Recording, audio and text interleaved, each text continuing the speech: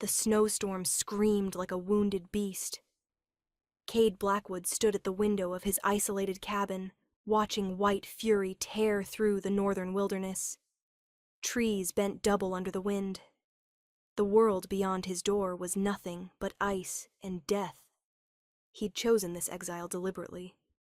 3 years ago, he'd been alpha of the Blackwood pack, strong, respected, feared. Then came the border raid, 20 rogues attacking a settlement. Cade had gone in alone to buy time for evacuation. He'd saved 43 lives.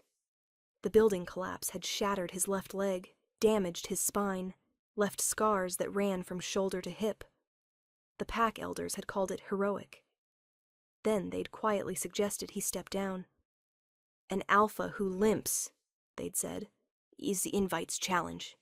So Cade had walked away, limped away, to this cabin in the frozen wastes where no one would see his weakness, where he could be alone with his pain and his pride. Until tonight. The sound came faint beneath the howling wind, a voice, weak and desperate. Cade grabbed his cane and moved to the door, every step a reminder of what he'd lost. He opened it to screaming cold and blinding white. And there, collapsed in the snow just beyond his porch, were 2 shapes that made his wolf surge forward with protective fury. Omegas. 2 of them, sisters by the look of it, wrapped around each other like they could share warmth through sheer will. One had silver blonde hair plastered to blue-tinged skin. The other, younger, had gone completely still. Cade didn't think. He dropped his cane, hauled both women into his arms. They were terrifyingly light, and carried them inside. His damaged leg screamed in protest. He ignored it. He laid them by the fireplace, piled every blanket he owned over their shaking bodies, and fed the fire until it roared. The older one's eyes fluttered open, brilliant violet that caught the firelight like gems.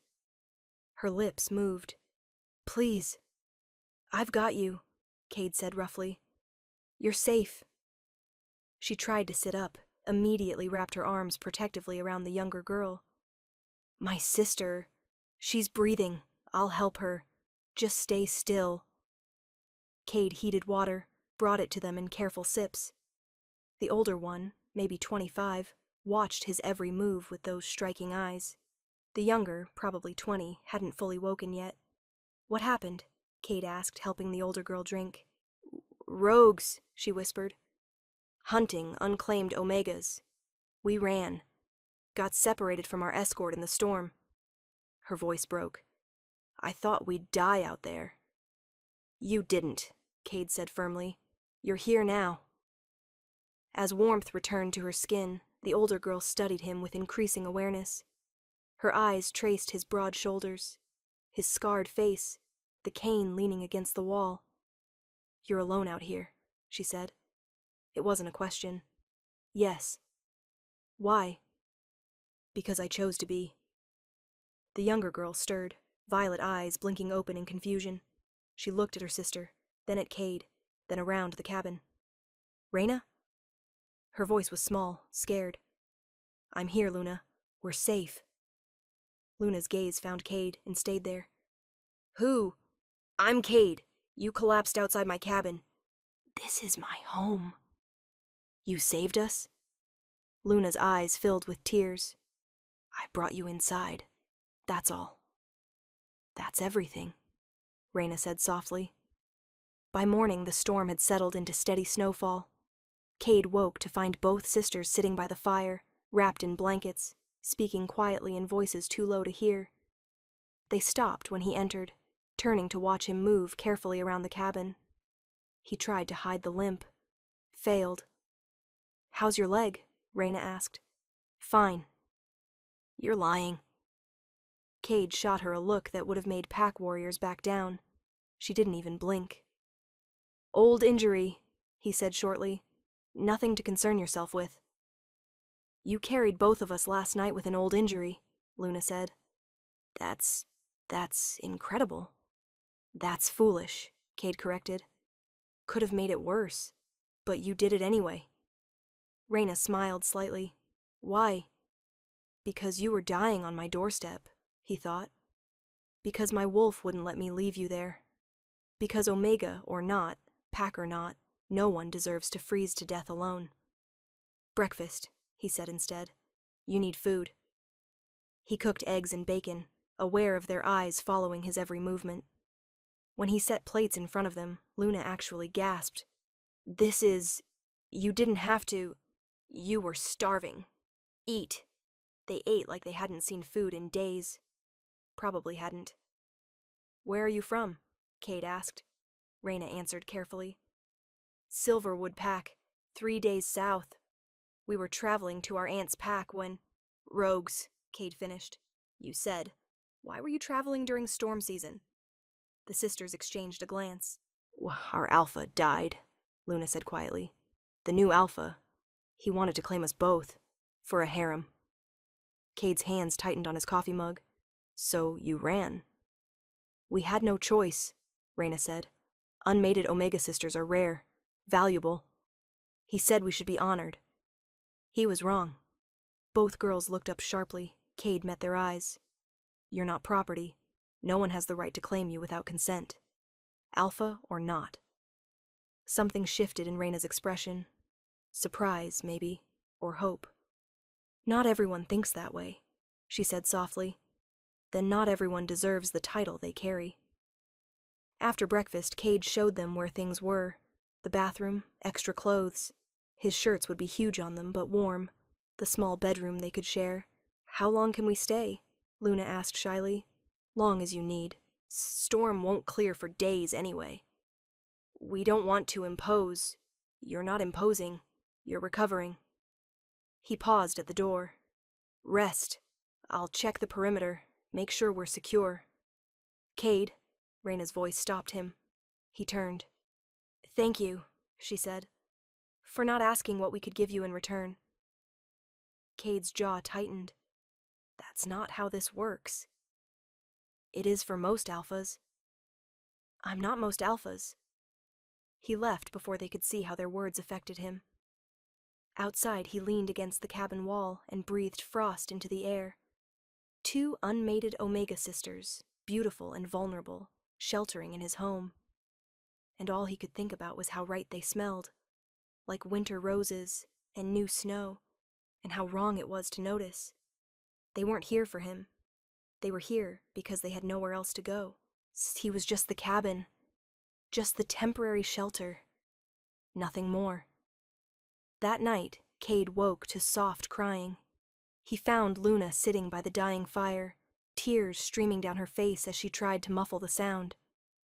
Hey, he said gently, lowering himself into the chair beside her. What's wrong? I'm sorry. I didn't mean to wake you. You didn't.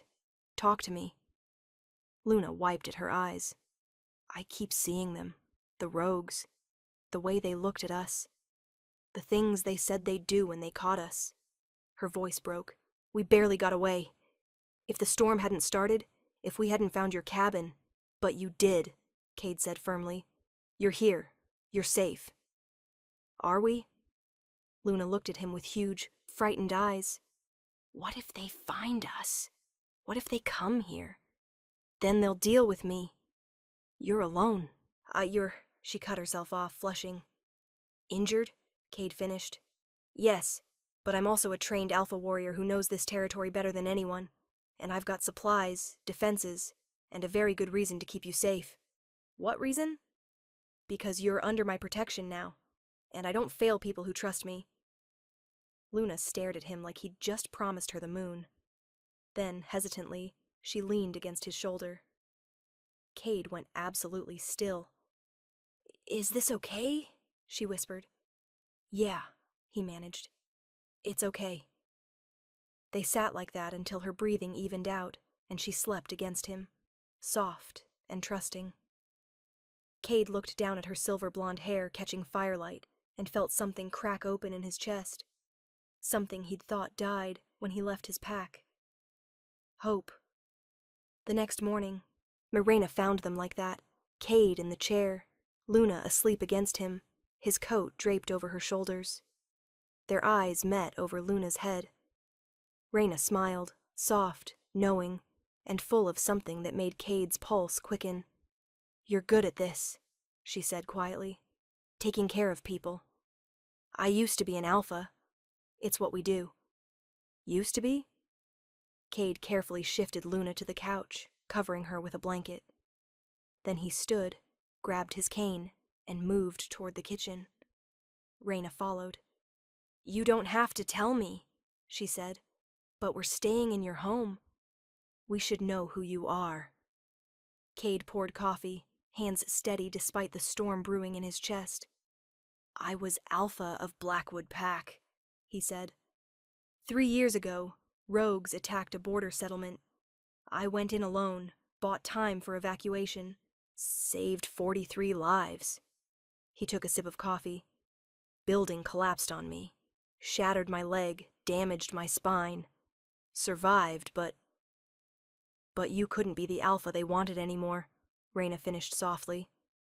"I couldn't hunt, couldn't fight properly, couldn't run. An alpha who can't do those things is still an alpha who saved 43 lives." Cade looked at her sharply. Raina stepped closer, holding his gaze. "You think your worth is measured by how fast you can run? How perfectly you can fight? The pack elders did. Then they're fools." Her voice carried fierce conviction. "You carried both of us through a blizzard with a damaged leg. You're protecting us now, alone, knowing rogues might come. That's not weakness, Cade. That's strength in its purest form." Something in Cade's throat tightened. "You don't know me," he said roughly. "I know you opened your door to strangers in a storm.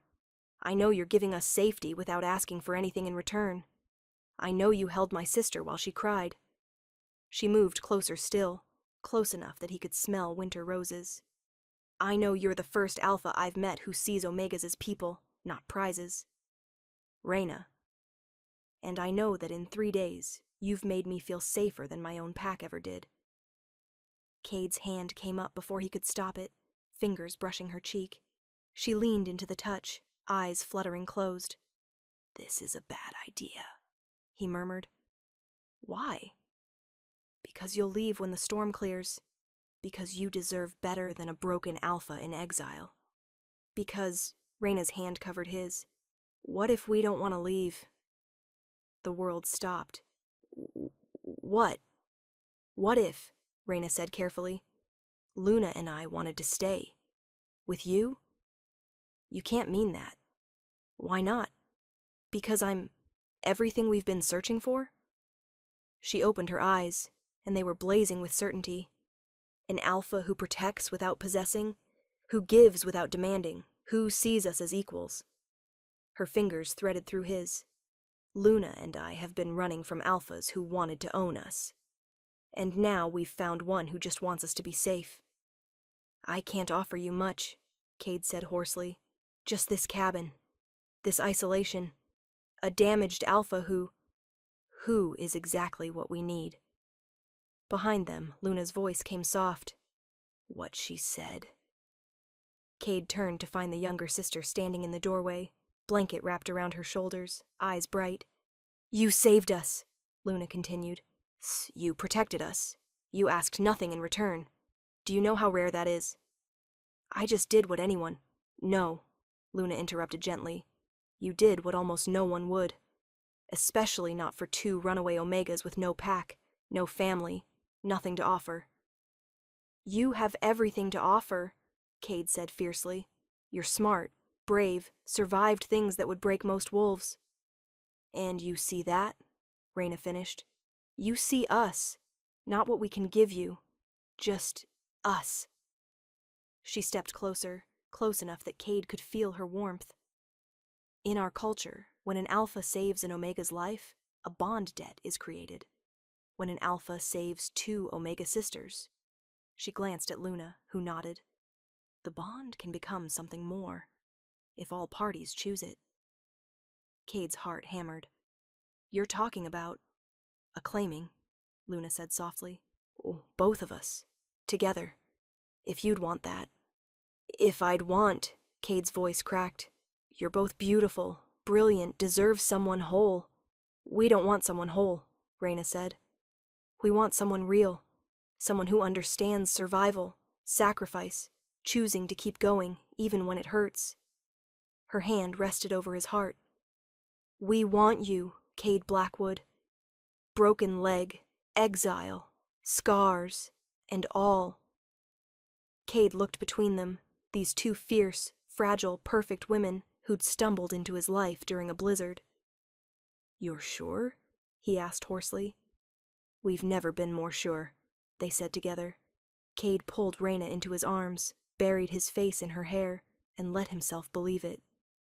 Luna wrapped around them both from behind, completing the circle. For the first time in 3 years, Cade didn't feel broken. He felt whole. 3 weeks later, hunters came. Cade spotted them from the watchtower, 5 wolves moving through the trees with purpose. He recognized the formation. Trackers. Raina! Luna! He called down. Get to the safe room, now! The sisters appeared immediately, eyes wide. What? Hunters, probably from your old pack. Go. We're not leaving you. You are, Cade said firmly. I can't fight them properly while protecting you. Let me handle this. Raina grabbed his face. Don't you dare die on us. Wasn't planning on it. They kissed him, quick, desperate, and disappeared into the hidden bunker beneath the cabin. Cade armed himself, checked his traps, and waited. The alpha who emerged from the trees was young, arrogant, reeking of entitlement. Blackwood, he called. I'm here for what's mine. Nothing here belongs to you, Cade called back. 2 Omega sisters ran from my pack. Their scent trail leads here. Return them, and I'll consider not reporting you for harboring runaways. They're not Ruaway. They're refugees. And they're under my protection. The young alpha laughed. You? A crippled exile? You can't protect anyone. Cade's wolf snarled. Test that theory. See what happens. You can't fight all 5 of us. No, Cade agreed, but I can make you regret trying. He pressed a button. Traps exploded throughout the clearing. Flash charges, tripwires, carefully placed defenses. The hunters scattered, cursing. Cade moved fast despite his leg, using terrain he knew intimately. He took out 2 hunters with tranq darts, caught a third in a snare trap. But the alpha and his beta closed in. Cade's leg buckled at the worst moment. The alpha lunged and met Raina's claws. She'd shifted halfway, eyes blazing violet fury, protecting Cade with her entire body. Luna appeared beside her, teeth bared, small but fierce. He said no, Raina snarled. We said no. Leave. Now. The alpha stared in shock. You'd choose this broken alpha over me? Over a whole pack? Every single time, Luna said fiercely. He's damaged. He's ours, both sisters said together. Power rippled through the clearing, the unmistakable bond of a completed claim. 2 Omegas and their chosen alpha, united. The young alpha stepped back, suddenly uncertain. This isn't over, he spat. Yes, Cade said, standing with Luna and Raina supporting him on either side. It is. They chose. The bond is sealed. Hunt them again, and you'll answer to me. He smiled without humor. And I promise, you won't enjoy it. The hunters retreated. When they were gone, Cade pulled both women into his arms. You were supposed to stay hidden, he said roughly. We're done hiding, Raina replied. We stand with you, always. We're pack now, Luna added. The 3 of us. Together. Cade kissed them both, fierce, claiming, grateful. Together, he agreed. That night, by firelight, they completed the bonding ceremony. 2 Omega sisters who'd been running their whole lives. 1 broken alpha who'd stopped believing in second chances. United by a snowstorm, sealed by choice, bound by love that asked nothing but gave everything. Outside, fresh snow began to fall. Inside, 3 hearts beat as one. And somewhere in the wilderness, a new pack was born. Small, unconventional, perfect, built not on strength or tradition, but on the truth that the strongest bonds are forged in the coldest nights, when you find someone worth melting for, and refuse to let them go.